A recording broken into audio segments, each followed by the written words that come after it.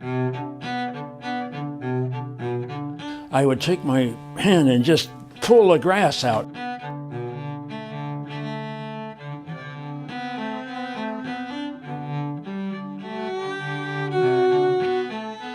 The town was kind of in a decline. The egg business was going downhill.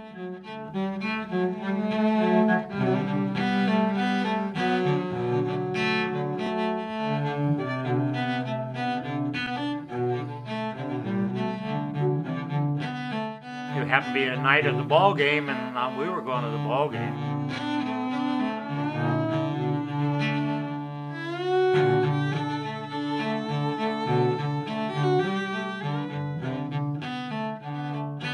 The greatest name I think I've ever heard for a sports guy.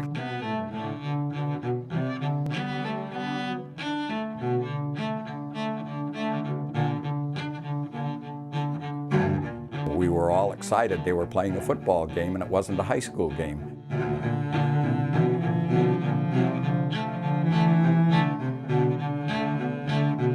It was kind of a way that the community gathered back together after the war.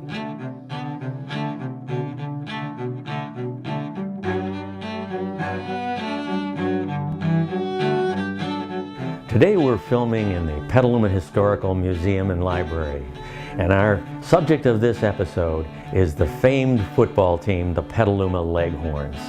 If you wonder why I'm standing right in front of the men's room door, you'll find out in a minute as we film this episode of Petaluma Memories.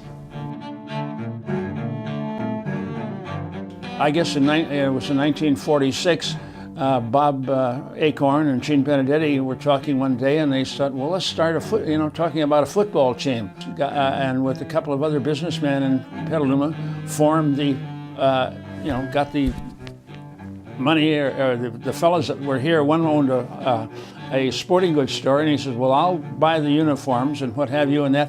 And they got the Petaluma Leghorns started.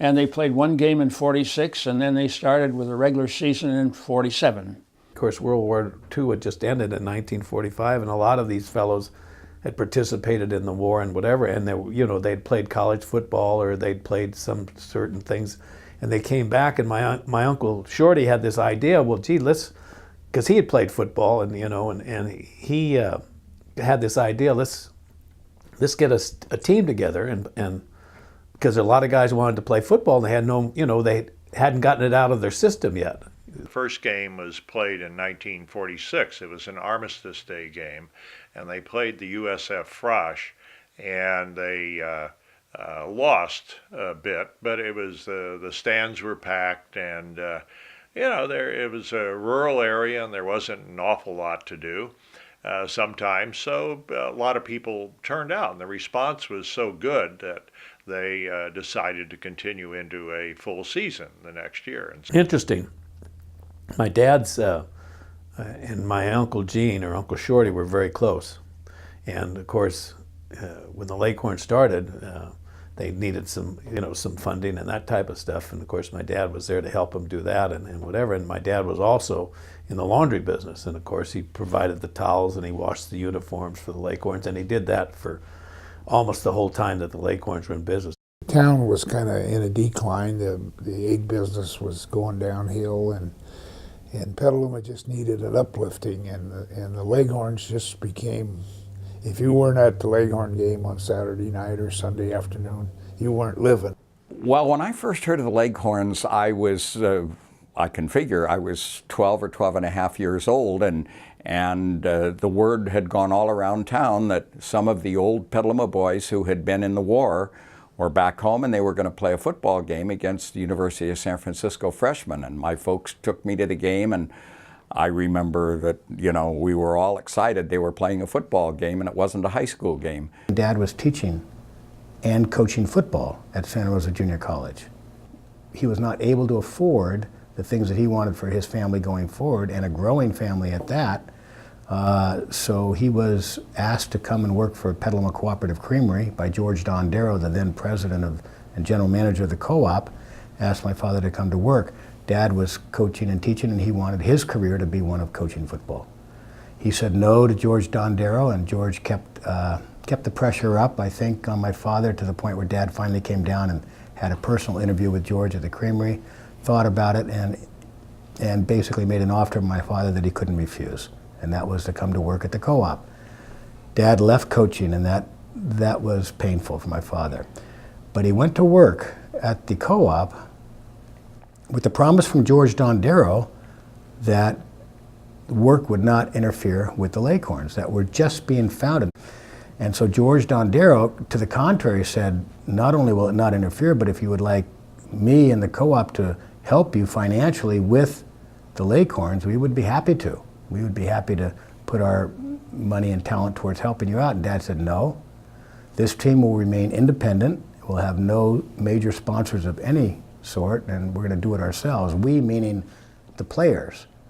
So it was a very democratic approach to a football team. Here we are at the men's room of the Petaluma Historical Museum and Library. Come on in, I'll show you some interesting stuff. The men's room here is dedicated to the Leghorn football team. Leghorns were formed in 1946 by a bunch of guys standing around in a filling station in Petaluma. And what better mascot to have than a chicken?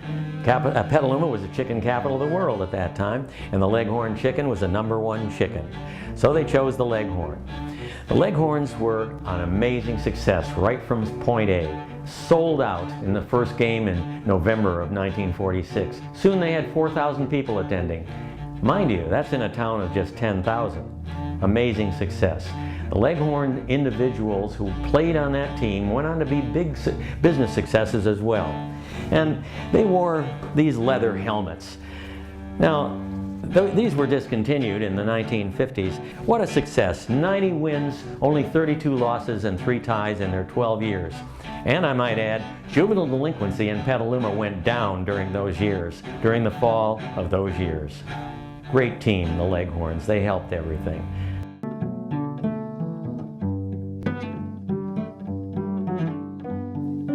It was an effort that was a joint effort. Gene Benedetti was the coach, but no one got on the team unless they were elected or voted in by the other players. And so it was a cooperative. There was no doubt that Gene Benedetti was the boss, and later Don Ramazzi was the boss. They ran the football team, but it was very democratically run. I had known Gene Benedetti since I was a small boy, and I came down and told him I would like to play for him and that, and he said yes, and so I started playing for the Leghorns. And I played for them from 1949 to 1950 through 54, and it was one of the best periods of time in my life. We always had, like Petaluma, every game was played in Petaluma except maybe 2 or 3 in 2 years, because Petaluma drew 5,000 people or more. All the stands were full of people.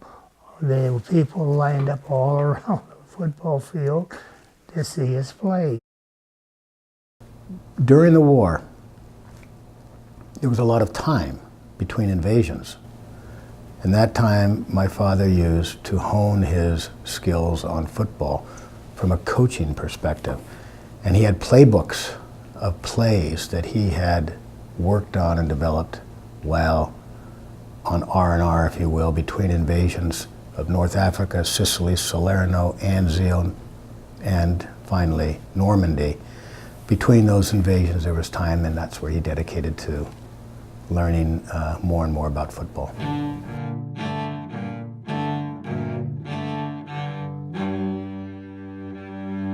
Now, we played on that field in one game. It was so wet. Let me tell you what happened. During the week, the crew at the high school thought we were through with the football season, and we weren't. So they spread chicken manure all over the field. And the water was on the field was in places a half an inch deep, and to be able to get and muddy, it was muddy. That was the picture you see in there with all the mud on the guys, and that was it. And to be able to get my foot in solid ground, I would take my hand and just pull the grass out and the dirt and put my foot down in it so I'd have at least one leg to shove off on, you know, and that. And oh, that leg, Dan LaBarley's father afterwards had to take all those uniforms, the shoulder pads and everything, and take them down to the laundry. He did all that for us. That was his donation to the Leghorns. He washed those uniforms and that, so forth, and that day, man, he had the back of the truck full of them and cleaned them all up, and we had them the next time we played. Well, yeah, because that was a big job for us, the water boys, because we were constantly running on the field, just wiping the players' faces off and getting the mud out of their eyes and trying to clean their cleats. And whatever. I mean, it was, you talk about a mud bowl, it was the mud bowl. I mean, and the fans, they couldn't believe it. I mean, the players would run and you'd see the water splashing out of, out of the ground and whatever. And at the end of that game, there was no grass left in that field. It was just the mud bowl. There was another game in the Leghorn history around the same time called the Mud Bowl, where you couldn't even see the players' uniforms. They were all covered with mud. I forget who that was with, but everybody attended the game anyway. I remember we were going up there to play in a big game, and so we go up there to look at the field, and what had happened is they always said that they left the sprinkler on at the field, but really nobody left the sprinkler on. They were out there and soaked the field, So when we got up there to play the game, the players just had regular cleats on. So then they had to, George Norwood had to run out and see if he could find, this is on a Saturday afternoon, see if he could find mud cleats in a sporting goods store. Well, he found a few or whatever. So then we randomly changed the regular cleats to the mud cleats. But that, unfortunately, the Leghorns lost that game. Yeah, boy, there was a lot of friction after that too, though. But that was a fun day. Fun day. Yeah. I remember one year they went up there to play, and it hadn't rained in Petaluma for 60, 90 days, and the field was soaked with water. And I think they'd run the sprinklers all night long, but they all came with long mud cleats, and we had the regular cleats on our shoes, and somehow we lost the game, and so that went on and on and on. I thought that it was going to be a war between Petaluma and Santa Rosa. In fact, Bob Falco was Pete Falco was playing for the Bone Crushers, and I knew him well. He worked here in Petaluma at Hunt and Barons, and we argued about that for 25 years after that was a set-up deal. He denied it, but something had to happen at that field to be so full of water.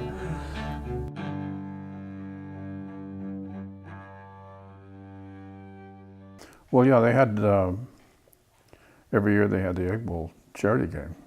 And they raised a lot of money for charity every year. I mean, they had so many people coming from all over. Not just Petaluma, but it became the event. Everybody donated their time and their goods, for instance, the refreshments and so forth. Everything was donated. The Petaluma High School did not charge any rent for the Egg Bowl, and every penny went to charity.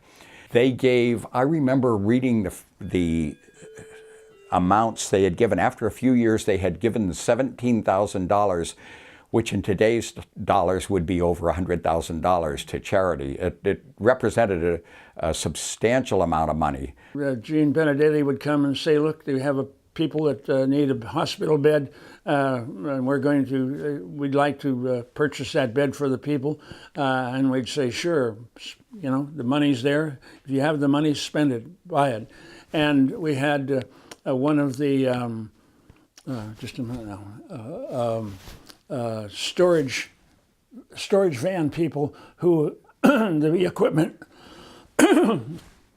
equipment we bought, beds, bedside tables, chairs, etc. and hospital equipment that he kept that in his storehouse. And all we had to do was call him, and he would take it out and put it in the person's house, a bed or whatever it was, and when they were through with it, he'd go get it and bring it back and store it for us. And that was one of the big things that we did for the community. They bought hospital beds and, you know, whatever, and they bought an iron lung that went to the Petaluma General Hospital, and we would, that money would go back into the community, and I think, you know, we did a really good job there. They contributed a lot of community spirit, and a lot of the people who played on the Leghorns turned out to be movers and shakers in Petaluma for many years afterwards. And it was kind of a, it seems to me, looking back on it now, it was kind of a way that the community gathered back together after the war, kind of a reunification process or something like that, and it kind of began to give the community some focus. The fabled quarterback of the Leghorns, Fred the Fox Clemenok, the greatest name I think I've ever heard for a sports guy, Fred the Fox. You know, I played with Fred at the University of San Francisco, and he was a great athlete. He was a good runner, and he was an excellent passer, and he was a top-notch quarterback, and he really made the Leghorns as good as they were, because, you know, the quarterback is a key element in your football game. And when Fred came to the Leghorns, our standing really went up, and then he got called back into the Marines for a year or two, and then we had to struggle a little bit, and then he came back, and when I was coaching in 1952, he had just come back from Marine service, and I think we won 10 games and lost 1, and he was very, very instrumental in our success. He was probably one of the better quarterbacks in the semi-pro league around. He had been in the Marine Corps, and he knew what leadership was. He talked in the huddle and you kept your mouth shut. And he could throw that ball, and he put on a lot of yards. One year, I forget what it was, I think around 50 year there, we were the second highest scoring team in the nation, and Fred was throwing the ball. Well, I gave him the name Fox when we were down at USF because he had a real pointed nose and he's kind of narrow-headed, and I used to kid him. I said, "You look like a fox to me," and he was foxy running the football team, so I actually gave him the name Fox, Freddie the Fox. And that stuck with him for the rest of his life.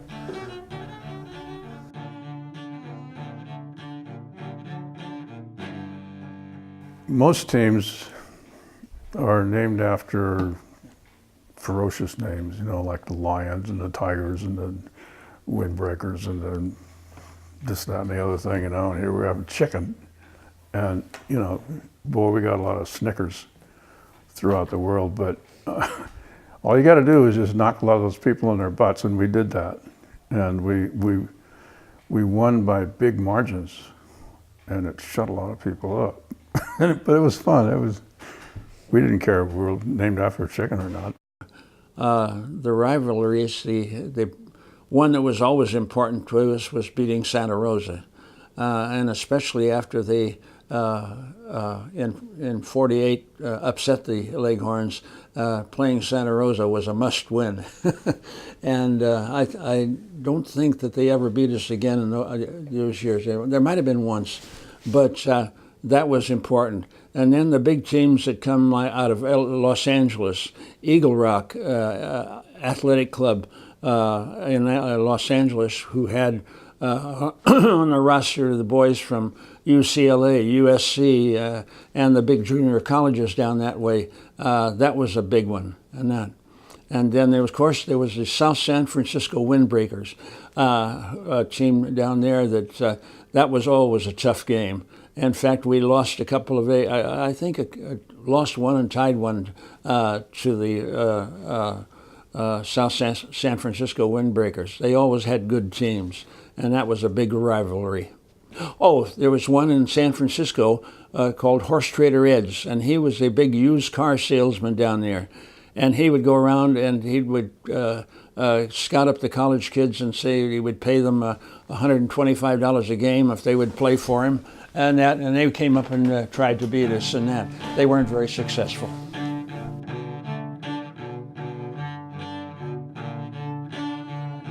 I personally, I didn't, I knew it was, people were really enjoying it, but I didn't realize what a serious function it was in the lives of many people in Petaluma. That we had a lot of fans that they just waited for the Saturday night or Sunday afternoon game, and I think it gave them a feeling of togetherness and purpose and something to look forward to for the weekend. And in that respect, I think the Leghorns really felt a needed function, filled a needed function. I hardly ever missed a Leghorn game when we had the Leghorns. In fact, when we had we built our home here in 47, and some friends were going to give us a housewarming, and it happened to be a night of the ball game, and we were going to the ball game. We did, of course, we didn't know about the housewarming. It was going to be a surprise, and somebody come over to get us, says, come over to our house and have a drink or something before you go to the ball game. And they were just trying to get me out of the house so they could get everything ready. And we insisted on going to the ball game, and he tried his darndest to keep us from going. He wanted to do this and wanted to do that. And I said, no, we're going to the ball game. So we went up to the ball game, and finally they had to come up in the grandstands and get us to come home for our own party. It's kind of my opinion that the major impact that the Leghorns made on the town was getting the town on the map. It really did. People in San Francisco and the East Bay and that knew, and further north, Eureka, whatever, knew of the Petaluma Leghorns and the reputation they had as a football club. And they brought, as I say, thousands of people in here to town to see the games. And the Petaluma community, as I said before, was not in the best of shape at that time. And all these people coming in meant meals and buying stuff, etc. Sometimes you find yourself in the perfect time and place, and it may be in business that happens, or it may be in some other way. And Petaluma, it was the perfect time to have a team. They were successful. In the year 1947 on, people came out, and that lasted for at least 5 or 6 years.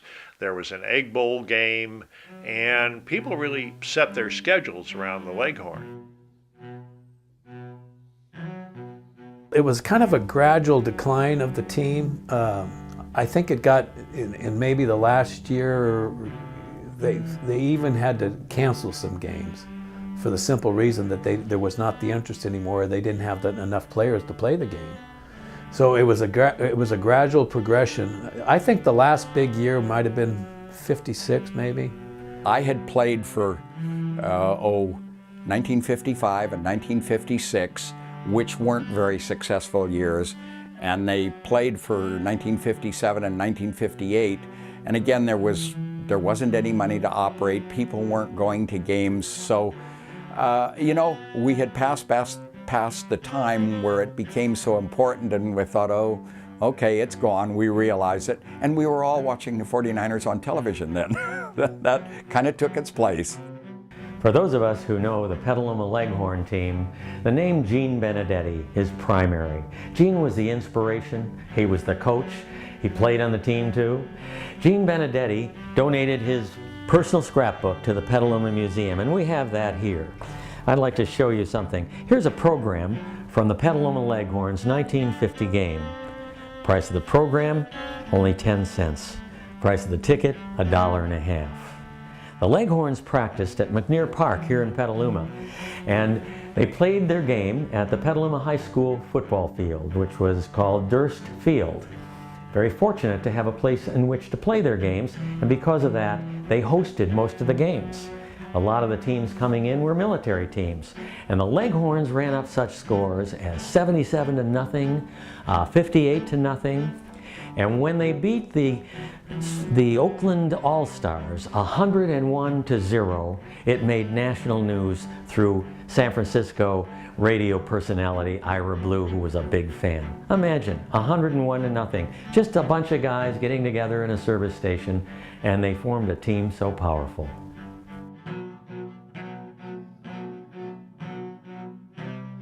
Dad was very, always accessible. He was a public person. He loved people, and as a result, he turned down very few offers for interviews. He turned down very few offers for help. So it worked both ways with Pops. Pops, I remember an interview that he had with Gay LeBaron years ago. Gay and Dad were very close. Talked to him about life, talked to him about the war, talked to him about the Leghorns, talked to him about Petaluma, talked to him about family. Gay talked to him about everything. Now, nobody has been more community-minded than you have. You obviously have a sense. That's a little overrated, I think. No. I'm sure Mom and Dad always told us we had to give back to this country what we take out of it. And believe me, they meant it. Because they love this country. True and true. Here they were foreigners. You know, when we went to school, we couldn't speak English. All three of us. We didn't know how to speak English because we spoke Italian all the time at home. Every night, every day. And when friends would come over, if we were at home, and they sat down at the table, we still spoke Italian. Because my mom and dad spoke English, but very brokenly and very little. And great people. But so they indoctrinated us with this feeling that we had to give back because this country had been so good to them. It seemed like everyone that played belonged to sort of a brotherhood. And we had a mutual respect whether you were playing now or you did play. After every game, there was always a big party down at Gilardi's bar, and he'd have a nice spread of food, and we'd go down there and have a great time. Gene Benedetti was probably one of the finest men you'll ever meet. He's so congenial, so at ease with everyone. All the women were Hun, and all the men were Buck. He didn't have to remember your name. He knew so many people. There I was, a kid, and I was covering this for the regional newspaper, and it was very exciting.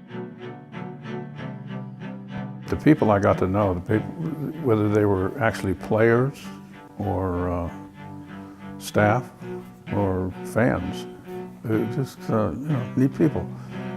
And they were on your side and you're on their side, and it's something that didn't go away.